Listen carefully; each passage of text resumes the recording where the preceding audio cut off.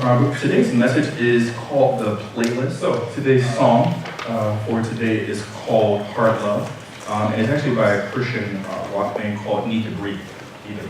The whole purpose of this playlist series is meant to take songs that have been popular in the last 5 years or so and to basically redeem them for Christ. And I wanted to, in order to be safe, I wanted to start off with a Christian song, a Christian rock song. But for the next 3 weeks, we're going to be using secular songs. And people are like, they're using secular music in the church. Well, you know what? There are a lot of people, even in the church, that still listen to secular music. And the majority of unbelievers, guess what? They're not listening to the whole song. They're not listening to Bethel. They're listening to a lot of this secular music. And guess what? There's some amazing secular music that's out there, all of which is not dirty, all of which are not bad songs. And so what we want to do is we want to take music that's relevant to people in today's season, in today's world, and be able to pull out biblical truths. That way, when they hear this song, their mind will go back. Their mind will go back to what God has to say about this. And so, in today's message, today's song is called Heart Love. It's by an amazing band, as I said earlier, named Need to Breathe.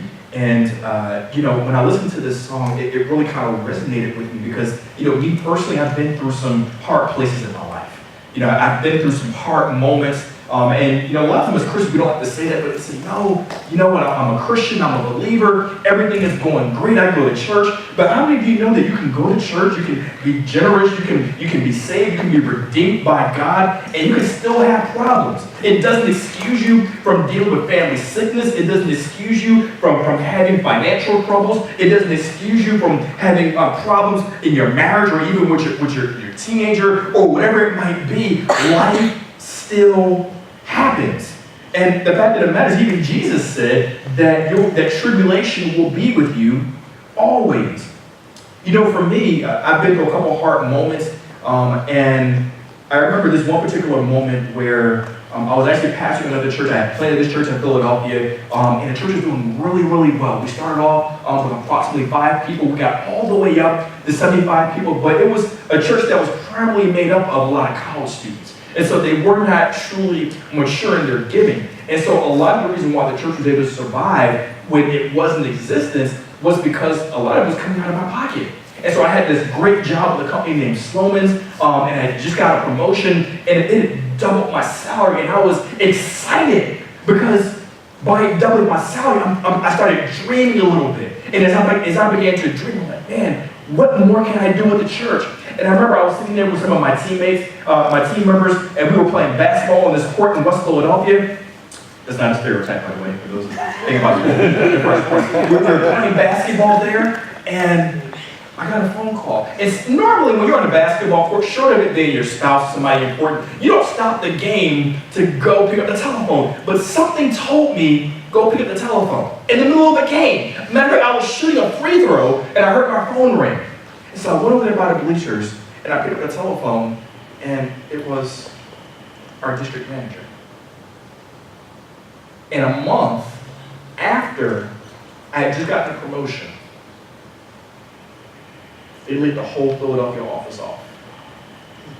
I went from being excited about my financial prospects. I went to being excited about everything I could potentially do for the church and for the community at large to now trying to figure out, what am I going to do? How am I going to support myself, and how am I going to support my family? And I have a little bit of savings, and there's unemployment, there's other benefits that you can have, but that only lasts but so long. And this was at a time that a lot of people were having a hard time finding a job. But that wasn't the only hard moment that I went through. There was another hard moment where I met this absolutely amazing and awesome woman. I mean, she was just like a ray of sunshine. Amazing. And we were talking, we were having great conversation. And so, guys, you might be able to relate to me. I know some of you guys are like, yeah, I'm brave and I'm courageous. Well, I'm not always brave and courageous. So I finally got my courage up, and I said, hey, you want to go out with me? And how many of you know that Brittany said no? I mean, she wanted to leave. She was ready to miss out on all of this. What was she thinking? And so I had to remain persistent, but you know what? Can I be honest with you? Rejection's hard. Rejection's hard. No one is excited about someone saying no, whether it's a love interest, whether it's a job that you are really hoping to get, whether it's something, whether it's a school if you're a student, you want to get to NYU, or you want to go to Ohio State or Penn State, whatever it might be. No one wants to get that rejection letter. But you know, I'm not the only person that's gone through a hard place. Just by a show of hands, how many of you guys drive a car or have driven a car before? Now, I know you guys have experienced some, you know, just a little bit of bad weather here in Ohio. How many of you guys have ever been driving in a snowstorm? Or it's been raining really heavy, and it was coming down so heavy that you could barely see a few feet in front of your car. And you're driving, and you have no idea how you're going to get from point A to point B, but, and can I be honest, you're even a little scared. The car starts sliding on the road, your brakes are slipping a little bit, and you're just praying like, just get me home, just get me home, just get me home, just get me home. And you start to think to yourself, wait a minute, did I pay the insurance? Did I pay the insurance, just in case? You're thinking all these things, but you're in a hard place. Perhaps you know what it is to see your savings evaporate, and you're not sure how you're going to make it. Or if you're like me, perhaps you know what it's like to take care of a family member that has Alzheimer's, and it's much like taking care of a child. They need 24-hour care. Perhaps you know what it's like, or you know someone that's been divorced from the person that you thought you would spend the rest of your life with. Perhaps you know what it's like to be laid off from your job. Maybe you've even experienced hurt in church. Maybe you've talked to the pastor or someone else in church, and now all of a sudden they're spreading all of your business throughout the church. The one place that you thought was a safe place, all of a sudden has become a hard place. These moments are life-changing. They have the ability to derail us from the purpose and from the plan that God has for us. They have the ability to kind of shift us away from even pursuing our dreams. They can be emotionally wrenching, sometimes to the point of sickness. People sometimes even get depressed. For a lot of us, we've lost relationships over them. I think about the song that they sung, and these are the lyrics. Trading punches with a heart of darkness, going to blows with your fear incarnate. Have you ever been in a place where you felt like you were trading punches with a heart of darkness? But here's the thing. A lot of times when we're going through hard situations, what do? We kind of put ourselves on cruise control. We think that it's okay to give up. We think that it's okay to kind of focus on ourselves and not our families or those that matter. We think that it's okay to be selfish, to only focus on our happiness. And why is it that we do that? We do that because it seems like the easier path. You know what? I'm going to focus on me right now. It doesn't matter what anyone else is going through. I need to worry about me. Or how about this? We fear being judged by those we care about because we failed. What are they going to say? What does mama want to say this time? What does my brother want to say this time? Are they going to say, here we go again? Sometimes we do it because it's easier to let other people to make the choices for our life, those hard choices, than for us to make those choices ourselves. We take a passive approach to life. Some of us, we like the end result, but we don't necessarily like the process. You see, me, I've always wanted to be in an NBA, but I did not have the discipline to work out every day. Now, I like rehearsing, but I couldn't shoot 1,000 shots a day. I just didn't have it in me. So I wanted the end result, but I didn't want the process. For some of us, we stay in hard situations, and we don't want to do anything about it because to get out of that hard situation requires that we have to change our environment. It means that we have to change our relationship. And there's some relationships that we hold on to simply because they've always been there. We're familiar with them. The young people have a term, they say, they're my day one. You know what that means? They've been there from the beginning. But you know what the problem is? Some people that have been with you from the beginning, they were bad for you then and they're bad for you now. Every time you're going through a situation, they're not encouraging you to pray. Every time you're going through a situation, they're not encouraging you to see what God's word has to say. Every time you're going through a situation, they're not telling you about the promises of God. Instead, they're saying, you know what? Focus on yourself. They're telling you whatever it is that you want to hear. Why? Because all they're concerned about is your happiness and not your purpose. And not your purpose. But what's the consequence of that? When we quit in the middle, we skip out on the experience and the rewards that God has for us in the end. We skip out on it. We lose out on so many things. Here's the truth. The truth is, your boldest moments are your best moments. Somebody said it with me. Your boldest moments are your best moments. Let's do it one more time. Let's say it together. Your boldest moments are your best moments. God has called us to walk in a lifestyle of faith. I want you to open your Bibles really quickly to Matthew chapter 7. We're going to read verses 7 and 8. I'm reading out of the Christian Standard Version.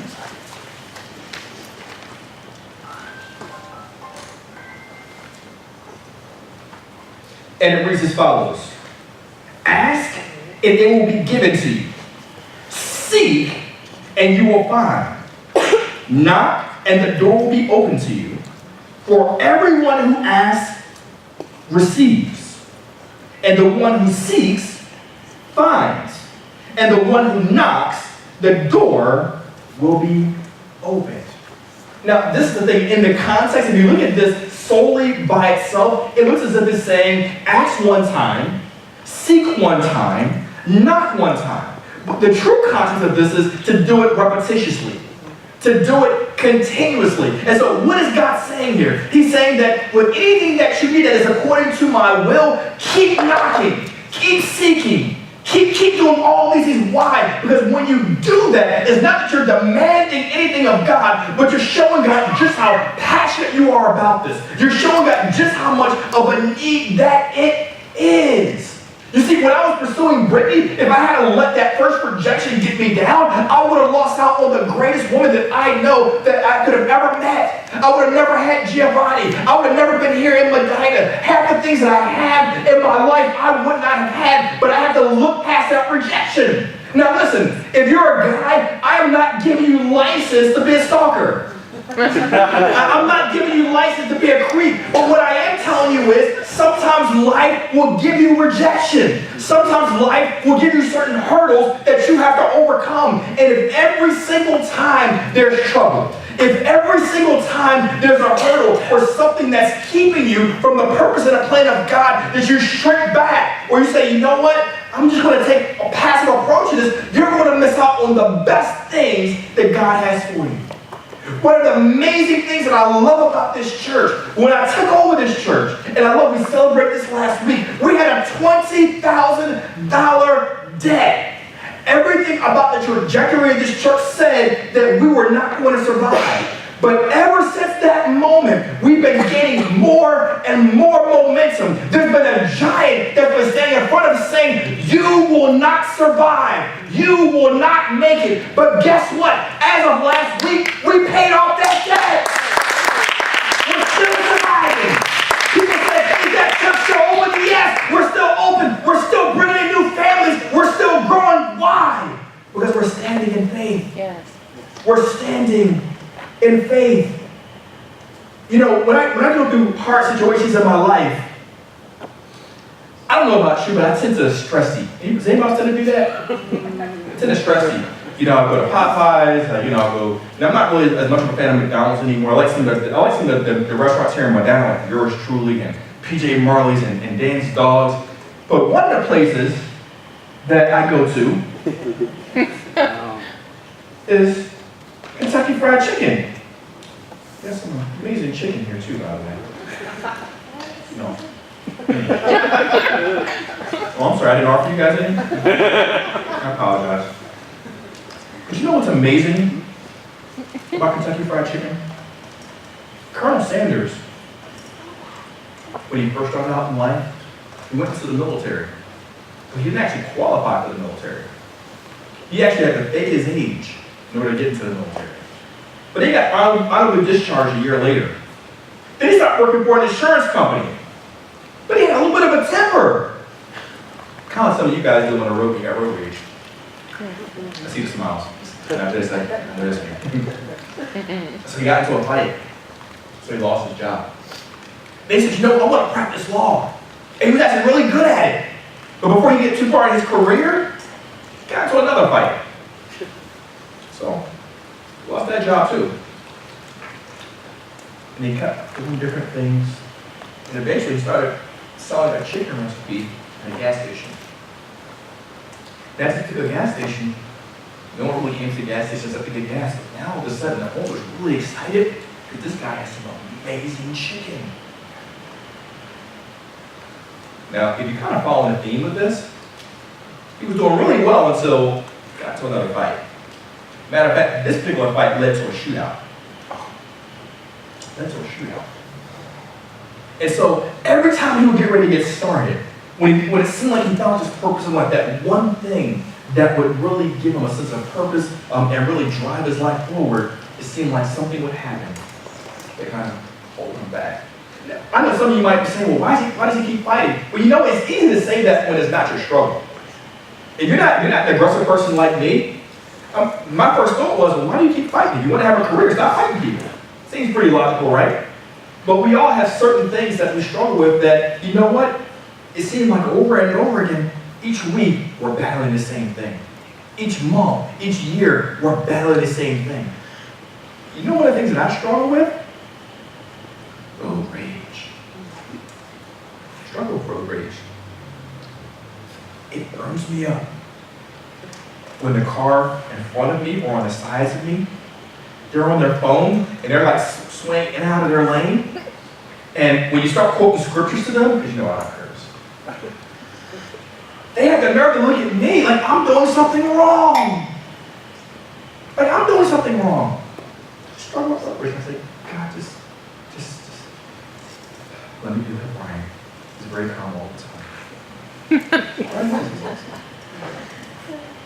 But you know what? We all have something. And maybe your issue is rooted in pride. Maybe your issue is rooted in money. Maybe money's your God. Maybe your issue is rooted in maybe you've made your children your God. But maybe your issue is coveting something that doesn't belong to you. Can I go here for a second? Maybe your issue is pornography. Do you realize that over 50% of Christians watch pornography? Maybe your issue is you have a mate that you've been trying to connect to and you haven't been able to connect with them. It's a hard place. And that's where he was at. He was at a hard place. And at 40 years old, he finally established Kentucky Fried Chicken. I can imagine him just like Simba's father in The Lion King. He found his thing, he began to hold it up. He's like, I finally found my golden goose. But then they built an interstate next to the highway. And all of a sudden, his thriving business started to be crippled. And how many of you know that at 60 years old, 40 years after he was trying to find his way, he decided to franchise Kentucky Fried Chicken. So what did he do? He went to business investors. And when he went to these business investors, he got over 1,000 no's. 1,000. Can I be honest with you? Can I be transparent? I'm not going to show my super spiritual side. If Brittany had rejected me 1,000 times, I don't know. But over 1,000 no's. And then eventually somebody said yes. And at 75 years old, in the third act of his life, he sold Kentucky Fried Chicken for close to $2 million, which at that time was the equivalent to almost $14 million today. At 75 years old. My question to you is this. Have you given up because you've gotten 5 no's? Have you given up because you've gotten 10 no's? Have you given up because you received 15 no's? Maybe you're ready to give up on your marriage and you're ready to go to the divorce court, you're ready to put it in because no matter how much you've tried to fix your marriage and it seems like your mate is fighting against you and you're ready to give up, this is your time to keep pressing in. This is that hard place that they were talking about in the song, but they're saying keep on going, keep on knocking, keep on seeking. Maybe you're that person, you're saying, you know what, I love my kid and he's great, or maybe she's great, but no matter what I do, it seems like they're incorrigible, it seems like they simply won't listen to me, and no matter what, you're reading all the books, but by all the experts and whatever else, you're praying for them, you went to the Pentecostal church, and they pour oil on top of them, they're drenched with oil, all that great stuff. And it seems like they're still doing the same things. They're still coming home and they're stealing your car. They're still coming home when you told them to do their homework first, but they're watching TV instead, and you're pulling out your hair. Maybe your no is you're in that place where you lost your job, and you're in between jobs right now, and you know you're qualified. You know you have the experience. You know you have the education. And they keep saying, no. Maybe it's help. And you've been praying to God, you've been believing God, you got to your prayer circles with your other sisters, you got to your prayer circles with your other brother, you've done everything right, but every time you go to the doctor, they still say it's terminal. Every time you go to the doctor, they still say it hasn't gotten better. That's a hard place. That's a hard place. But you know what I love about being in a hard place? It's in that hard place that God develops us. It's in that hard place that God develops strength in us. It's in that hard place that God develops faith in us to be able to continue on to make it to the end. I want to encourage you guys that no matter what you're going through, you know what? God is able. He's able to do exceedingly and above regardless of what it might be. But you know what? First, you have to make a decision to press in. I can't press in for you. I can pray for you. I can walk with you. I can encourage you. But at some point, you have to get in your prayer closet and say, you know what? I'm making a decision to press in. When your kids are not doing what they need to do, press in. When your marriage does not look like what it should look like, press in. When your finances do not look like what they should look like, press in. When that report from the doctor is still not what you want it to be, press in. Because when you press in long enough, you know what? God is able. Yes. God is able. And you know what I love about testimonies? Testimonies, the Bible says that we overcome by the words of our testimony. So every single time you have a victory, what God is really saying to you is, remember that milestone. Remember what I did at this place right here. Because when you get to that next hard place, you can look back and say, God, if you brought me through this, then you can bring me through this as well. Now, I just want to say something really quick. You may say, but what if I can't, what if my situation can't get better? What if I'm already divorced and I can't get that person back? What if I've had an abortion? What if I can't get that old job? It does not matter. You know why? Because God is a God of second chances. And because He's a God of second chance, you can get it right now. It doesn't matter what mistakes you made yesterday. It doesn't matter what you may have done to contribute to the situation. And you know why I say that? Because we as humans, you know what we tend to do? Sometimes when we see people with problems, we tend to be very logical. Well, if you just had did this, if you had not did this, and sometimes even as Christians, we can do like that. Well, I haven't seen you in church in 6 months. Could it be that your faith is not where it needs to be at? We tend to make statements like that sometimes. We can be honest, right? But you know what? It doesn't matter. It doesn't matter. Because when you choose to surrender to God in this moment, everything that happened in the past doesn't matter. Now, I'm going to be honest with you about something. If you've made some choices in your life, God does not promise us that He's going to take away all the consequences of those choices. He promises that. So, make it really simple. If you robbed the bank yesterday, you can surrender to God all you want to today, you're probably still going to jail. you know what? God can still redeem. That's right. He can still redeem. When man says no, God says yes. Yes. When man says can't, God says you can. Yes. That's what's amazing about God. Jesus was in a hard place. He literally is sitting there on the cross. He says, God, if you can take this cup from me. I want to picture this. Can I give you a modern day analogy of this? So I don't want you to picture the jury of Jesus, but just picture you're in that situation. Jesus is like that person that's driving on the road. And they see a car accident. Or they see someone on the side of the road with a flat tire. And you know what a lot of us do? I've been guilty of it from time to time. I try to be better. You know what I'm guilty of sometimes? Oh, that's a shame. We'll be praying for you. I will generally pray, but you know what happens? We look beyond their need, focusing on what we need. Well, I'm going to be late for work. I need to get home to the kids. I got to get dinner ready. I got this meeting I need to get to. And Jesus said, in spite of all these things where I can focus on myself, who would want to go through a situation where they're being beaten, where they're being ridiculed, where they have their crown of thorns pressed down upon their head and being tortured in the worst way possible? Who would choose that? And I can literally see Jesus seeing his life flash before his eyes. And I can see as he's walking down this road, he sees the Father, but then he sees Cheryl. He says, I gotta stop. Then he sees Chris. He says, I gotta keep going. Then he sees Jermaine and Brian and Stacy and Sandy. And the list goes on. And instead of saying, you know what, I'm going to just simply pray for you and hope it works out, he says, no, this hard place, I'm going to press through.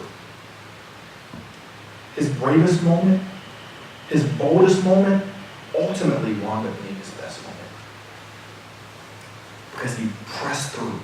And because he pressed through, we have life today. And so this is not necessarily an Easter message, but I'm here to let you know that he gave us an example of what we should do every single time we face hard trouble. It's time to press in. It's time to keep moving forward. It's time to say, you know what? No matter what comes, I am not going to stop now. I'm going to tell you this story and then connection worship when I come up. There's this father. He's in a car with his daughter. And she's just learning how to drive. Ooh, that's exciting time. He's probably sitting there thinking like, man, my insurance is getting ready to go up. So what? But he loves his daughter. So he's letting her drive. And he says, you know what? Just using Ohio references. You're on the highway. Locally here. It's great. She's poised. She's doing amazing. She's doing the speed limit. She has her hands on 10 and 2. Like everything that she's supposed to do, she's doing right. And then the boogeyman comes. It starts to rain. It starts to rain really, really heavily. And so, you know what happens? The cars in front of her, they start putting on their four ways. They start to pull to the side of the road. So she says, Daddy, can I put on my four ways and pull to the side of the road too? He says, no, baby, keep calm. So she says, okay. And she keeps driving. But then the tractor trailers, the big semis, they put on their four ways. And they pull to the side of the road too. So she's thinking to herself like this, if they're pulling over, it'd be kind of smart for me to pull over. So you know what she asked her dad? Daddy, can I pull over to the side of the road too? Baby, keep going. So now she's thinking to herself, my daddy's trying to kill me. Why is he doing this to me? But she keeps driving. And as she continues to drive, she goes to get to a place where it's not raining anymore. And she looks over at her dad. She says, thank you, Daddy. He says, now I want you to pull over. She's like, what? It's not raining anymore. Why didn't we pull over now? And she didn't listen right away. So he says it again. Pull over. So she pulls over to the shoulder of the highway. And he says, I want you to get out. So she gets out of the car. And he says, I want you to turn around. And I want you to look at all those vehicles that are behind you. What they didn't realize was if they just had kept driving, they would have made it out of the storm. But because they stopped, it kept raining. They stayed right in the midst of that hard place. And what he was trying to show her was this. All you gotta do sometimes is keep driving. Be safe about it, but keep driving. Keep going. Because you know what? At some point, you're going to make it to the end of the tunnel. At some point, you're going to make it to the end of the valley. That's what I love about what God said about David. He says, yea, though I walk through the valley of the shadow of death, God is not always going to deliver you from your problem. It would be great if I say, God, I have this problem, take it away. But you know what? God does not always work like that. And so sometimes what God wants to do is he wants to give you strength simply to make it through the battle. When David went through the valley of the shadow of death, you know what? He didn't know he was going to make it out. But he didn't sit there and camp out and say, you know what? Well, I'm just going to sit here because I can't see the light at the end of the tunnel. But how many of you know that when we have Jesus Christ in our life, there is always light at the end of the tunnel. There is always hope at the end of the road. All you have to do is keep driving. Now, this was just an analogy. I am not telling you that if you're driving with your teenager, you keep driving in the rain. That's not what I'm telling you. Because if you get to an accident, I don't have enough money to cover your damage. But in all seriousness, sometimes we just have to keep pressing through. Sometimes we just have to simply keep going. Anybody that's been married before? Any of you have a great marriage? Everyone's had problems. And you shake your head, no, I'm going to tell you right now, you're a liar. Everybody's had problems in their marriage. Everybody. The moment you move in with somebody, even in college, the moment you, even a roommate, you're like, oh my God, why are they so messy? The hamper is right here. Why are your socks right here? I don't get it. I've heard certain wives, not my wife, but I've heard certain wives like, the toilet bowl is pretty big. Why do you keep missing the toilet bowl? We laugh about it. Sometimes it's more serious things. And you know what? Even in that hard place, we keep going. I want to be like those couples that says, you know what? I made it 75 years. It wasn't that they didn't have hard places. They just kept going. And so whether it's in your marriage, whether it's in your finances, whether it's in your spiritual life, no matter what it might be, just keep going. Just keep going. Sometimes you know what? You need somebody to ride with you. You ever go on a road trip, you want to go by yourself, so you say, hey, come ride with me. Sometimes you need people to walk with you. That's what the church is here for. We walk with you. But in the process of walking with you, a true believer will help you keep going. They're not going to wallow with you right there in that same place. Just keep going. Just keep going. Your boldest moments are your best moments.